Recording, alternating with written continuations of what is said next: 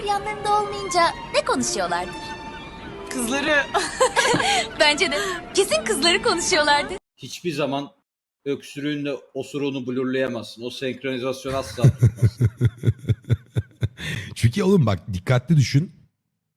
Öksürüğü verdiğinde aslında kontrol ettiğin sandığın o götün öksürüğün debisiyle birlikte delayleniyor. Yani sen tutuyorum sanıyorsun ama öksürük bağımsız bir güç orada. Aşağı direkt vuruyor, anladın mı? Yani öksürük doğal olarak önce çıkıyor. Onu çift öksürük yapman lazım. Ya da üçlü combo Abi. yapacaksın ya. Yapacaksın.